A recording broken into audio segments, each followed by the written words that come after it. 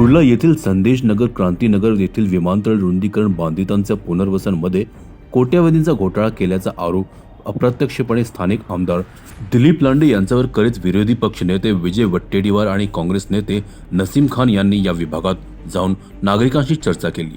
तसेच या प्रकरणाची SIT चौकशी व्हावी अशी मागणी त्यांनी केली। याबाबत आज उलट स्थानिक शिवसेना आमदार दिलीप लांडे यांनी पत्रकार परिषद घेत या मागणीला जाहीर पाठिंबा दिला। या प्रकरणात 2017 सालपासून TDR घोटाळा आणि असे विविध घोटाळे झाले आहेत। जे आरोपी काँग्रेस नेते चावी वाटप करताना पकडल्याचे सांगत आहेत ते आम्हीच तेव्हा पकडल्याचे लांडे यांनी सांगितले। आज या विभागातील स्थानिक नागरिकांसोबत आमदार दिलीप लांडे यांनी पत्रकार परिषद घेत खरोखरच चौकशी करावी अशी मागणी केली। तसेच ज्या धुरी कुटुंबाचे नाव या प्रकरणात काँग्रेस नेत्यांनी घेतले आहे त्यांच्या मानहानीबाबत ही तक्रार करणार असल्याचे ते म्हणाले। यामुळे आता या पुनर्वसन प्रकल्पाबाबत मोठ्या घडामोडी समोर येण्याची शक्यता आहे। सर्वांचं स्वागत। आज या ठिकाणी महाराष्ट्र राज्याचे आमच्या महाराष्ट्र सरकारचे विरोधी पक्षनेते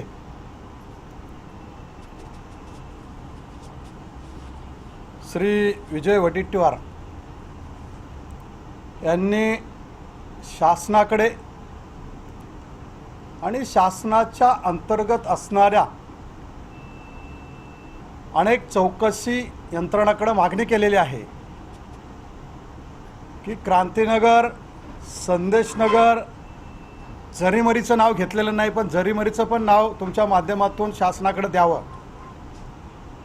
या विभागामध्ये असणाऱ्या झोपडपट्टी धारकांच्या हक्कामध्ये त्यांना 2006च्या आलेल्या पुरानंतर महाराष्ट्र शासन केंद्र शासनाने घेतलेला निर्णय की यांचं स्थलांतर करून त्यांना हक्काचं घर देण्यात यावं आणि म्हणून 2008-2009 मध्ये यांच्या हक्कासाठी काही इमारत बांधल्या गेल्या।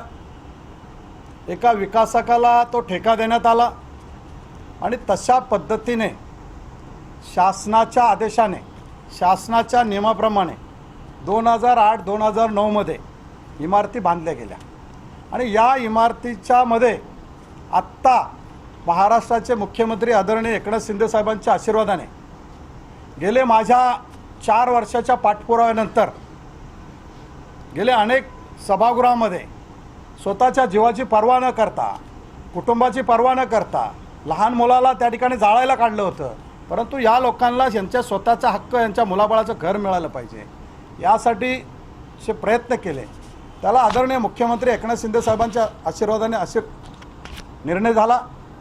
घरं मिळण्यास सुरुवात झाली। शासनाच्या नियमाप्रमाणे त्या ठिकाणी त्यांना घरं दिली जात आहेत आणि या माध्यमातून विजय वट्टेटीवार यांनी असं सांगितलं की मोठा घोटाळा झालेला आहे आणि याची चौकशी व्हावी। ती त्यांनी जी मागणी केलेली आहे त्याला माझ्या क्रांतीनगर, संदेशनगर विभागातील लोकांच्या वतीने जाहीर पाठिंबा करतो। त्यांची मागणी शासनाने तातडीने लक्ष देऊन त्यांनी केलेली मागणी ही पूर्ण व्हावी, चौकशी व्हावी आणि त्या चौकशीमध्ये लोकांच्या समोर यावं की याच्यामध्ये भ्रष्टाचार कोणी केलेला आहे, कुठल्या गोरगरिबांकडून पैसे घेतलेले आहेत, याची चौकशी करून शासनाने लोकांसमोर तो निर्णय, ती वस्तुस्थिती लोकांसमोर आणावी। मी आपल्या माध्यमातून सांगतो ही योजना 2007 पासून सुरू झाली। पहिलं नोटीस आले ते 2007ला, त्याच्यानंतर दुसरं नोटीस आलं पात्र अपात्र ते 2010ला,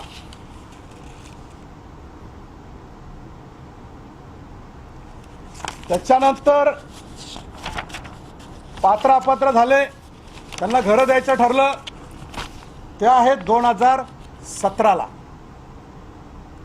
की घरं द्यायचं ठरलं। त्या या कालावधीमध्ये 2007 ते 2014 या कालावधीमध्ये सरकार कुणाचं होतं, त्या सरकारमध्ये मंत्री कोण होते, पालकमंत्री कोण होते, या पालकमंत्री असेल, शासनाचे कोण मंत्री असतील, त्यांच्या काळामध्ये या गोरगरिबांना नोटीस दिली गेलेल्या आहेत।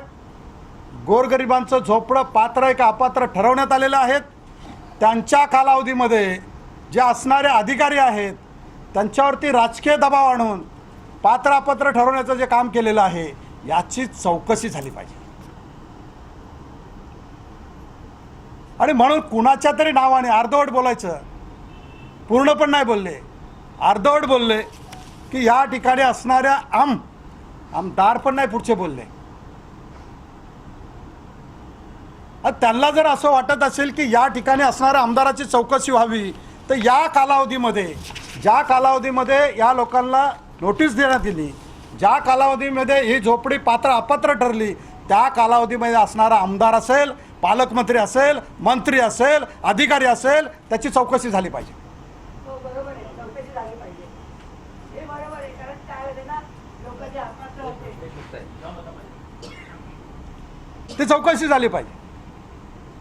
आता 100 कोटीचा घोटाळा आहे का 210 कोटीचा घोटाळा आहे हे त्यामध्ये उघड होईल ना. या घोटाळ्यामधले काही लोक, संशयित लोक याच्या पूर्वी पण जेलमध्ये गेले होते, हे उघड होईल ना. माझ्या जरीमरीमधल्या लोकांना किती त्रास झाला हे उघड होईल ना. आहे ना याशीनबाई, ते त्यांनी माहितीच्या अधिकारामध्ये सर्व माहिती त्यांच्याकडे आहे. होऊ द्या ना चौकशी. आणि म्हणून कुणावरती बोटं दाखवून आपलं स्वतःचं पाप लपवण्यापेक्षा मी तुमच्या माध्यमातून महाराष्ट्राचे मुख्यमंत्री, देशाचे पंतप्रधान आणि सर्व यंत्रणा मला विनंती करतो की माझ्या क्रांतीनगर, संदेशनगर आणि जरीमरी या विभागाच्या वतीने आपल्याकडे मागणी करतो की या पुनर्वसनमध्ये ज्या लोकांनी भ्रष्टाचार केलेला आहे त्याची सखोल चौकशी करून कठोर कारवाई करावी अशी माझी मागणी आहे. एका घटनेचा वडेट ठरला होता, तिथे काही जणांना अटक करण्यात आली, बोगस कागदपत्र तिथे बनवण्याचं काम सुरू होतं आणि त्यावरून हे आरोप सुरू झालेत. याकडे कसं पाहताय?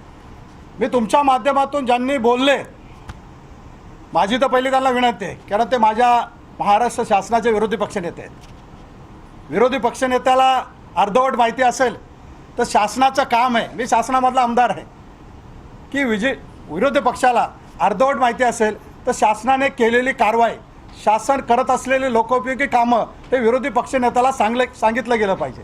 आणि म्हणून तुमच्या माध्यमातून विरोधी पक्षनेत्यांना सांगू इच्छितो की ज्या दिवशी या शेजारच्या हॉलमध्ये गोरगरिबांना स्वतःच्या घराची चावी देत असताना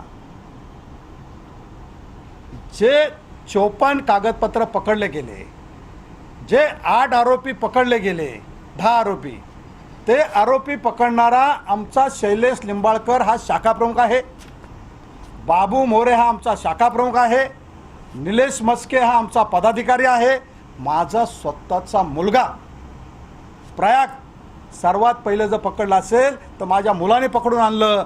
आणि ते सर्व 54 कागदपत्र त्या ठिकाणी 8 असणारी लोक, तो कोण सुभाष यादव, आणि त्या ठिकाणी ज्या वकिलाला शासनाच्या नियमाप्रमाणे नोटरी बनवायचा अधिकार दिलेला असतो ते नोटरीचं रजिस्टर,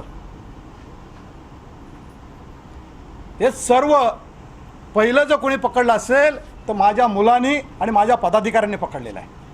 पोलिसांना कोणी जर सर्वात पहिलं बोलवलं असेल तर मी स्वतः बोलवलेलं आहे. पोलिसांना विचारून घ्या, माझा स्वतःचा फोन आहे. साकीनाका पोलीस स्टेशनचे सिनियर पोलीस स्टेशन वरिष्ठ पोलीस निरीक्षक यांना मी स्वतः फोन केला, पोलीस बोलवले, मी स्वतः MMRDच्या अधिकाऱ्यांना सांगितलं की आपण तक्रार द्या.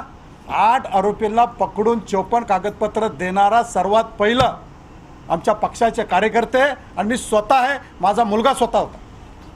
त्याच्यानंतर तुम्हाला बोलवून प्रेसच्या माध्यमातून सर्वात पहिली मुलाखत लोकांसमोर सांगणारा मी आहे. मीच प्रेसच्या लगेच प्रेसला बोलवलं, प्रेसच्या माध्यमातून लोकांसमोर ती बातमी जावी म्हणून मी प्रेससमोर मुलाखत दिली. आणि असं जर कोण बोलत असेल की त्या ठिकाणी काय चाललं होतं, माझा तो एकच मागणी आहे की 2007ला दिलेली नोटीस आहेत आणि या नोटीसच्या माध्यमातून 2011पर्यंत लोकांची पात्र अपात्र झाली, त्या संपूर्ण यंत्रणेची, त्या असणाऱ्या त्यावेळच्या यंत्रणेची चौकशी करावी आणि लोकांना न्याय द्यावा. तुम्ही SIT त्याला सांगितलं की चौकशी होणं गरजेचं आहे. चौकशी करत असताना ज्या लोकांचं हक्काचं घर आहे त्या लोकांना हक्काचं घर देत असताना माननीय मुख्यमंत्र्यांच्या आदेशानुसार त्यांना विनंती करून या लोकांना जे पात्र झालेले आहेत त्यांचं हक्काचं घर ज्यावेळी इमारत रिपेअर होऊन राहण्याच्या योग्य असेल त्यावेळी त्यांना त्यांचं घर देण्यासाठी प्रयत्न करणार. कल के कार्यक्रम में पूर्व प्रमाणात मानलं की अपात्रता खूप मोठ्या प्रमाणात करण्यात आलेली आहे आणि खास करके लोकांना अपात्र केले असं त्यांच्याकडून आरोप आहे. मी आपल्याला हेच सांगितलं ना की हे सर्व जे आहे ते शेवटचं नोटीस आहे किंवा शेवटचे अपात्र पात्र झालेले 2017मध्ये. मग जर त्यांना लोकांना सांगायचं असेल की त्यावेळी असणारी यंत्रणा, त्यावेळी असणारे राजकीय लोक यांनी अपात्र केलेलं आहे, पण हे 2017चं आहे. 2017मध्ये माझे मुख्यमंत्री नव्हते.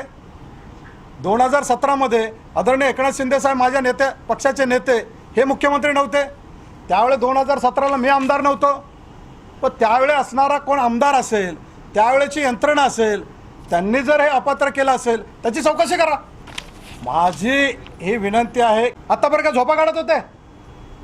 दिलं ना लोकांनी, 20 वर्ष आमदार बनवलं, मंत्री बनवलं, पालकमंत्री बनवलं, का नाही लोकांना घरं दिली? नुसते मागणी करून होत नाहीये. लोकांची फक्त दिशाभूल करायची नाहीये. गोरगरिबांच्या व्यथा, गोरगरिबांच्या भावना, त्यांची गरिबी याची चेष्टा करायची नाहीये. अरे शासनाच्या नियमाप्रमाणे द्यायचे. महाराष्ट्र शासनाने तुम्हाला पालकमंत्री बनवलं होतं, याच लोकांनी निवडून दिलं होतं. या लोकांनी निवडून दिलं म्हणून तुम्ही पालकमंत्री झालात. मग याच लोकांची घरं होती ना. तुम्हाला दिसतंय 2011 गेल्यानंतर 2011मध्ये तुम्ही आमदार होता, मंत्री होता, का नाही दिलं? 2011चा नियम आम्हाला सांगताय. गोरगरिबांना दाखवा ना, गोरगरिबांना द्या ना. आत्ता ज्यावेळी तुम्हाला गोरगरिबांनी घरी बसवलं आणि एक सच्चा कार्यकर्ता, त्यांना त्यांच्या जवळ असणाऱ्या झोपडपट्टीमध्ये राहणाऱ्या कार्यकर्त्याला सेवा करायची संधी दिली, त्यांच्या हक्काची घरं मिळवून देण्यासाठी संधी दिली, त्यावेळी तुम्हाला आठवतं 2011? 2011 तर तुम्ही होता ना. मग का नाही दिली लोकांना? आणि तुम्ही सांगताय ना चौकशी होऊ द्या ना. सुभाष यादव कोण आहे? चौकशी करा ना. सुभाष यादव कोण आहे? चौकशी करा. चौकशी करा. सुभाष यादव कोण आहे? सुभाष यादवकडे चोपण कागदपत्र कुठून मिळाले? त्याच्यामध्ये तौफिक नावाचा माणूस कोण आहे? तौफिक नावाच्या माणसावर ते 11 का 12 रूम आहेत, हे कुठून आले? चौकशी करा. 4 वर्ष झाले असतील किंवा 5 वर्ष पण झाले असतील.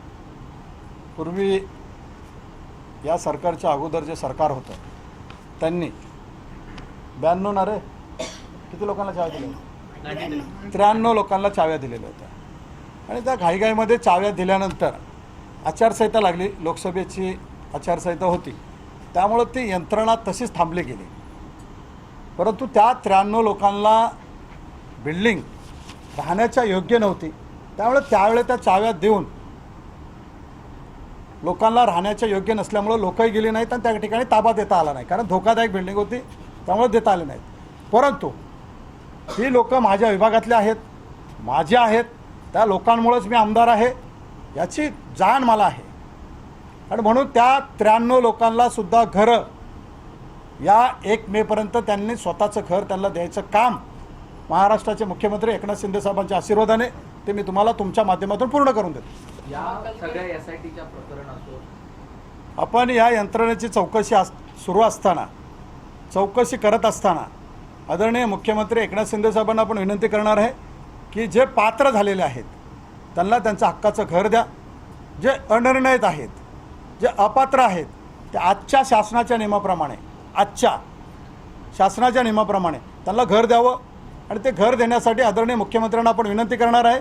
आणि मला विश्वास आहे की यंत्रणेची चौकशी तिकडं सुरू असेल. इकडं महाराष्ट्र शासनाच्या वतीने या गोरगरिबांना ह्याचं हक्काचं घर देण्यात येईल.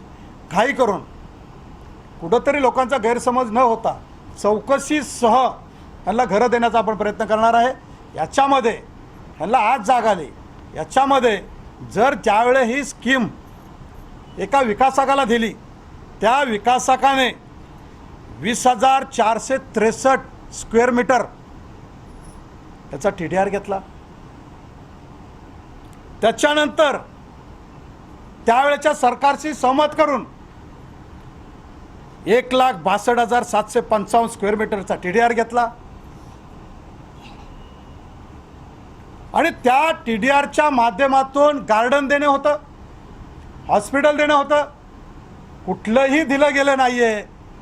हे जर होतं तर मग त्यावेळी असणारा मंत्री, त्यावेळी असणारा सरकार त्या बिल्डरच्या विकासकाबरोबर फिरत होते, हॉटेलमध्ये पार्टी करत होते. मग त्यावेळे गोरगरिबांचं हॉस्पिटल नाही दिसलं, गोरगरिबांना गार्डन नाही दिसलं. शासनाचा 20,000 आणि 1,62,000 1,82,000 ते 83,000 स्क्वेअर मीटर TDR घेतला. त्याच्यानंतर त्या विकासकाने महाराष्ट्र शासनाने केंद्र शासनाच्या नियमाप्रमाणे एक सदनिकाच्या पाठीमागे 4 लाख रुपये डिपॉझिट भरायची 10 वर्षाच्या मेंटेनन्ससाठी. 4 लाख रुपये. मला सांगा, आता त्या ठिकाणी ह्यांनी सांगितलं की आम्ही 18,000 घरं बांधली. 10,092 का 93 घरं आहेत. 10,000 जरी घरं पकडली आपण तर एका घराला, एका सदनिकेला 4,000 डिपॉझिट त्या विकासकाने शासनाला भरायचे. आजपर्यंत 1 रुपया भरला नाही.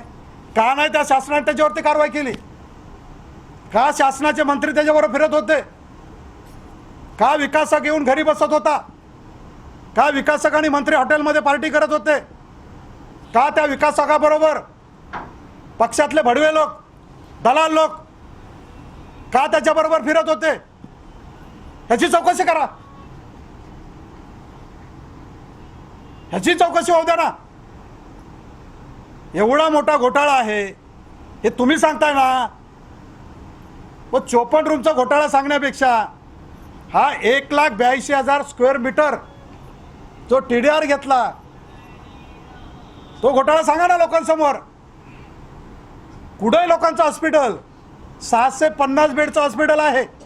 परवा मी चावी वाटपाच्या प्रसंगी आदरणीय मुख्यमंत्र्यांना सांगितलं की हे 650 बेडचं हॉस्पिटल जैसे थे असं घेऊन महानगरपालिकेच्या वतीने माझ्या लोकांना हॉस्पिटल बनवून द्या.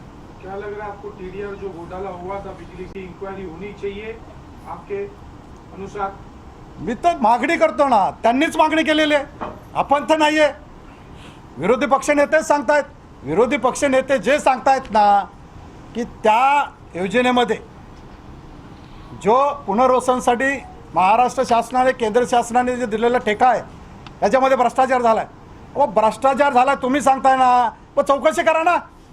TDRची देखील मागणी करणार आहात? TDRची पण मागणी नाही. त्या स्कीममध्ये, त्या प्रकल्पामध्ये जेवढा भ्रष्टाचार झालेला आहे त्या प्रकल्पामध्ये त्या ठेकेदाराला घेऊन जेवढे बोगस पेपर बनवलेले आहेत, गोरगरिबांचे रूम 3 लाखापासून ते 5 लाखापर्यंत विकत घेतलेले आहेत, बोगस फसवलेलं आहे, ते सर्व चौकशी करा. कार्यक्रम में आए हुए लोगों ने ये भी आरोप लगाया था कि पात्र करने के लिए पैसा लिया गया है, किसी से 50,000 तो किसी से लाख रुपए बनेंगे. आपको जिसने बताया वो आधा बताया. लोगों को फंसा के अगर ये गाँव गए, इनका रूम बंद है, तो जो बंद लिखा और अपात्र कर दिया. और वही इनको गांव से आने के बाद कोई भड़वे लोग, दलाल लोग बोलते हैं चलो हम पात्र करके देते. 3.5 लाख रुपये लिया. 50 और 60,000 नहीं, 3.5 लाख रुपये लिया. माझी तुमच्या माध्यमातून आदरणीय मुख्यमंत्री साहेबांना विनंती आहे की या यंत्रणेमध्ये जे शासकीय अधिकारी अडकलेले आहेत, ज्या शासकीय अधिकाऱ्यांचा हात आहे, ते सूर्यवंशी जे समक्ष अधिकारी आहेत सक्षम अधिकारी आहेत, त्या सक्षम अधिकाऱ्याची चौकशी झाली पाहिजे. गोरगरिबाकडून 3.5 लाख रुपये जे घेतलेले आहेत त्या उपजिल्हाधिकारी अतिक्रमण, निष्कारण आणि सक्षम अधिकारी, प्राधिकरण अधिकारी याची चौकशी झाली पाहिजे. त्याचं नाव आहे प्रदीप सूर्यवंशी, बरोबर ना रे? प्रशांत सूर्यवंशी. प्रशांत सूर्यवंशीची चौकशी झाली पाहिजे आणि मग आपल्या समोर सर्व येईल की प्रशांत सूर्यवंशीकडे सुभाष यादव आणि त्याची लिंक कुठपर्यंत आहे हे सर्व आपल्याला कळेल. म्हणून माझे आदरणीय मुख्यमंत्री असेल, यंत्रणा असेल, चौकशी यंत्रणा, या लोकांना सर्वांना विनंती आहे की प्रशांत सूर्यवंशी जो आता अधिकारी आहे, ज्याला संपूर्ण पात्र अपात्र करायची जिम्मेदारी दिलेली आहे, त्याची चौकशी करून लोकांसमोर वस्तुस्थिती मांडा. आर्थिक गुन्हे शाखेला असं काही पत्र वगैरे व्यवहार करणार आहात का आपण? किंवा मुख्यमंत्री आहेत, माझ्या पक्षाचेच नेते महाराष्ट्राचे मुख्यमंत्री आहेत, त्यामुळे मी आदरणीय मुख्यमंत्र्याकडे मागणी करणार आणि आदरणीय मुख्यमंत्र्याच्या माध्यमातून, महाराष्ट्र शासनाच्या माध्यमातून जेवढ्या यंत्रणा आहेत त्या यंत्रणेने सखोल चौकशी करून जे याच्यामध्ये दोषी आहेत त्यांच्यावर कारवाई करावी. शेवटी एक कन्क्लुजनला येऊया, एक कन्क्लुजनला येऊया. तुम्ही काँग्रेसच्या मागणीला पाठिंबा देताय? मी आपल्याला माझ्या बोलण्यामध्ये कुठेही नाव घेतलेलं नाही आहे. मी आपल्याला हेच सांगितलं, माझ्या महाराष्ट्र सरकारमध्ये माझ्या महाराष्ट्र सरकारचे विरोधी पक्षनेते ज्यांना अर्धवट माहिती आहे, महाराष्ट्र सरकार चालवत असताना विरोधी पक्षाला पण सर्व ज्ञान असलं पाहिजे. त्यांना अर्धवट माहिती आहे.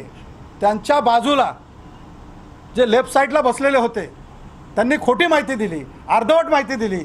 म्हणून माझं कर्तव्य आहे या लोकांच्या आशीर्वादाने शासनासमोर खरी माहिती मांडण्यासाठी मला लोकांनी पाठवलेलं आहे.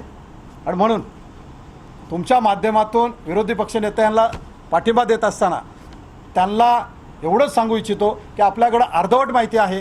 पूर्ण माहिती TDR बसून ते कालच्या 54 स्टॅम्प पेपरपर्यंत चौकशी करावी आणि त्याच्यानंतर आपल्याला कळेल लेफ्टवाला राईट जेलमध्ये जातोय का राईटला जे उभे राहिले होते जेलमध्ये जात आहेत ते आपल्याला कळेल. आदरणीय मुख्यमंत्री साहेब उद्या माझ्या विभागात येत आहेत. मी त्यांच्याशी चर्चा पण केलेली आहे. हे ज्यावेळी प्रकरण झालं त्यावेळी आदरणीय साहेबांना सांगितलं की अशा पद्धतीचे बोगस काम चाललेलं आहे. आपण गोरगरिबाला घरं देतोय. गोरगरिबाला घर देण्यासाठी मी त्यांच्या समोरच सभागृहामध्ये सांगितलं होतं की माझ्या लोकांना घरं नाही दिले तर आज शेवटचं भाषण असेल. सभागृहात बोललो होतो. आणि म्हणून शासन जागं झालं आणि जे 2008-9 बसून लोकांना हक्काची घरं मिळाली नव्हती ती घरं मिळायला सुरुवात झाली.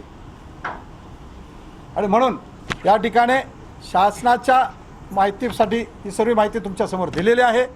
माजी मुख्यमंत्री, विरोधी पक्षनेते आदरणीय विजय वडेट्टीवार असतील, मुख्यमंत्री आदरणीय एकनाथ शिंदे साहेब असेल, यांना विनंती आहे की गोरगरिबांना त्यांच्या हक्काचं घर द्यावं.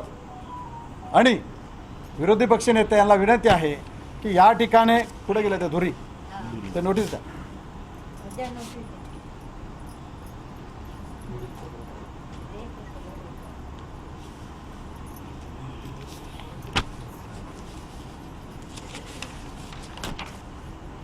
शिवाजी श्रीधर धुरी, माझी विरोधी पक्षनेत्याला विनंती आहे, कुणाची चौकशी करा नका करू, ही चौकशी करा.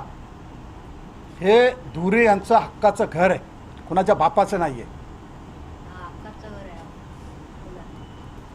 आणि मी ज्यावेळे 1997ला नगरसेवक होतो त्यावेळेपासून हे पक्षाचं काम करतात. त्यांना मी चांगलं ओळखतो. त्यांचं स्वतःचं घर आहे, कागदपत्र शासनाच्या नियमाप्रमाणे दिलेले आहेत. कुठल्या तरी गरिबाला त्याची इज्जत लोकांसमोर मांडू नका. ते लोक काल बसून टेन्शनमध्ये आले, त्या मावशीला BP वाढला. यापूर्वी पण काही लोकांना खोटे पेपर दिले, 2 माणसं अटॅक येऊन गेले. त्यावेळेस विरोधी पक्षनेत्यांना विनंती आहे की वस्तुस्थिती पहा. जो कोण डावीकडे बसलाय, लेफ्ट साईडला आपल्या फिरतोय, तो खोटी माहिती देतोय आणि त्याच्यावरती गोरगरिबांची इज्जत चव्हाट्यावरती आणू नका. त्यांचं पण समाजात नाव आहे, त्यांच्या गावी नाव आहे. त्यामुळं शिवाजी धुरी यांचं हे सर्व कागदपत्र हे ओरिजिनल आहेत, खरे आहेत. आणि त्यांना जर विरोधी पक्षनेत्याला वाटत असेल की याची चौकशी करावी तर त्यांनी स्वतः हे एकच चौकशी करून पहा, दूध का दूध पाणी का पाणी कळेल. दिवशी रात्री आम्हाला फेसबुकच्या ह्याच्यावर माझ्या मिस्टरांचं नाव आलं. मग आम्हाला दुसऱ्या दिवशी कळलं की नसीम साहेब तिथे येणार आहे. मी स्वतः तिथे गेले. मी त्यांना म्हटलं की माझी सासू आज 60 वर्ष झाली इथे राहते. माझ्या मिस्टरांना 50 वर्ष स्वतः झाली त्यांना आता. हां 50 वर्ष त्यांना झाली. 60-70. हां मग कोणत्या हिशोबाने आमचं घर अपात्र आहे एवढंच प्रश्न आमचा आहे का आम्ही आज तिकडे राहतोय. आणि एवढे जुने पेपर आहेत आमच्या सासऱ्यांच्या काळांपासूनचे. मग आमचं अपात्र घर ते म्हणतात की तुमचं आम्ही नाव नाही घेतलं, फक्त एक नमुना म्हणून दाखवलेलं, तुमचं नाव नाही, तुमचं घर हे अपात्रच आहे. बस आम्हाला एवढाच प्रश्न होता त्यांच्याकडे. मग त्याच्यात आमचं किती नाव गेलं, सगळ्यात चर्चा झाली आमची सगळीकडे. मग आमचा हाच प्रश्न होता. आणि आम्हाला मामांवर विश्वास होता म्हणून आम्ही ही गोष्ट येऊन मामांना सांगितलं की मामा असं असं घडलं आहे. मग ह्याच्यात झालं, मिळेल आम्हाला सगळं. मामांवर आमचा तेवढा विश्वास आहे की आम्हाला आमचं घर मिळेल. पण नाव गेलं ना आमचं. किती वर्ष आम्ही आज तिथे राहतोय. मला स्वतःला लग्नाला 20 वर्ष झाली, माझी सासूला 60 वर्ष झाली. ज्यांना माहिती नाही ती लोक तर प्रश्न उचलणार नाही या गोष्टीवर की या लोकांचं घर अपात्र कसं झालं. बस आमचं चुकीच्या पद्धतीने घेतलं गेलं. घेण्याचा विषयच नव्हता. हो, तुम्ही चोर आहात असं डिक्लेअर झालं. हां मग ते तुमच्या समाजामध्ये तुमच्या गावी आता त्या तुमची इज्जत रात्री संपली. आमच्या घरी हे सांगा. कोणीच झोपलं नाही. म्हणजे जी गोष्ट आमची आहे त्याच्यासाठीच आम्ही त्रास काढायचे का म्हणून. नसेल आम्ही आरोपी असेल तर आम्हाला पिंजऱ्यात उभे करा, पण आम्ही आरोपी नसताना तुम्ही आम्हाला पिंजऱ्यात उभं करता, मग ते आम्हाला वाईट वाटणं शक्य. आणि माझ्या सासूचा त्या दिवशी रात्रभर BP वाढलेला. मग त्यांना जर काय झालं असतं तर त्याला जबाबदार कोण होतं. वडेट्टीवारांना काल प्रश्न करण्याचा प्रयत्न केला तुम्ही. हां मी विचारलं. तुम्ही सरळ माझ्या मिस्टरांचं नाव घेतलं, तुम्ही नुसतं असं बोलला असतात. रूमचा नंबर सांगितला, बिल्डिंगचा नंबर सांगितला, तुम्ही लोकांनी किती डिटेल सांगितलं. आणि तुम्ही म्हणता की आम्ही फक्त नमुना दाखवला. नमुनामध्ये तुम्ही फक्त नंबर पण सांगू शकला असं. एवढं आमचं नाव डिक्लेअर करायची गरज नव्हती तुम्हाला. बस तेच विचारलं. तुमची शासनाकडून काय मागणी आहे? शासनाकडून मला एवढंच मान्य आहे की माझं घर हे लिगल आहे आणि माझं घर मला भेटावं. आणि त्या आणि गोष्टीसाठी भेटलंय आम्हाला. आम्हाला चावी मामांनी पद्धतशीर आमचं सगळं करून आम्हाला आमच्या चाव्या दिल्या आहेत. अच्छा, आपको पता के नाम पे कहीं आपको पैसा देना पड़ा कहीं? नहीं कहाँ पे भी हम लोग ने पैसा दिया नहीं, कुछ नहीं. हम लोग कुछ नहीं, कुछ भी नहीं हुआ ऐसा. जो हुआ है मामा ने जो किया है चावी के हिसाब से जो सबको मिला है वैसा ही हमको मिला है. नॉर्मल जो हुआ है नॉर्मल हुआ है. जब परसों से ही ये सब हुआ उतना ही. म्हणजे हे कुठेतरी सगळं खोटं आहे असं तुमचं म्हणणं आहे. म्हणजे आम्हाला साहेब माहितीच नाही कोणी हे केलं, काय केलं, काहीच आम्हाला काहीच माहित. आणि ही गोष्ट घडेल हे आम्ही स्वप्नात पण विचार केला. अचानक जेव्हा सोशल मीडियावर तुमचं ते नाव दिसलं तेव्हा तुम्हाला किती धक्का बसला? किती मनात खूप बसला धक्का. कारण का मिस्टर कामावर होते. मी मोबाईलवर बघितलं, त्यांना मी कळवलं, सासूला सांगितलं. सगळी घरात रात्रभर आम्ही डिस्टर्ब होतो. पण थोडं तरी यांना मी तुमच्या आणि मी त्यांना सांगू इच्छिते की असं कोणाचंच करू नका. सगळ्यांचं सगळ्यात मोठं त्यांचं घर असतं. घर हे सगळ्यात महत्त्वाचं आहे. त्या एक दिवसात आम्ही अनुभवलं की जेव्हा हातातनं घर जातं तेव्हा माणसाला काय वाटतं हे मी अनुभवलं. त्यामुळे माझी काल हिंमत झाली, कारण मी अशा ठिकाणी कधीच आली नाही. फर्स्ट टाईम काल त्या साहेबांच्या समोरही गेली, आज मामांच्या समोर आली. कधीच एवढ्या वर्षात मी असं म्हणजे माझी वेळ आली नाही. तुम्ही चौकशीची मागणी करणार का? चौकशी आता आम्ही तेवढे मोठे तर नाही, पण आमची मागणी आम्ही मामांसमोर मांडली की आम्हाला असा त्रास होतोय, मामा काहीतरी करा. हे काल आम्ही मामांना भेटून आलो. नाव आपलं तुमचं? माझं शिवाजी धुरी. सर 2 मिनिटं बोलते मी. पात्र झाल्याच्या नंतर त्यांना अलॉटमेंट लेटर वगैरे सगळं देण्यात आलं. BSC म्हणजे जुनं त्यांचं वीज कनेक्शन आहे. सर्व गोष्टींमध्ये त्या पात्र बसल्या म्हणून तुम्ही त्यांना रूम दिला. रूम दिल्याच्या नंतर तुम्ही काय डिक्लेअर करताय की त्या बोगस पत्र बनवले. बोगस पत्र बनवले तर 2017 साली तुम्ही होते ना, ही तुमची यंत्रणा होती ना. मग आत्ता त्यांना जो कालपासून मनस्ताप झाला, मावशी आहे माझ्या, त्या माझ्या घरी आल्या, त्यांचा BP वाढला. आज ते पूर्ण कुटुंब पूर्ण टेन्शनमध्ये जाते. त्यामुळे त्यांच्यातर्फे मी मागणी करेन की जो तुम्ही त्यांची इज्जत पूर्ण गावापर्यंत खराब झाली आहे, त्यांचं नाव खराब झालं आहे, या विरुद्ध आम्ही जे त्यांच्यावर ज्यांनी आरोप लावले त्यांच्या विरुद्ध आम्ही कोर्टामध्ये मानहानीचा खटला दाखल करणार आहे.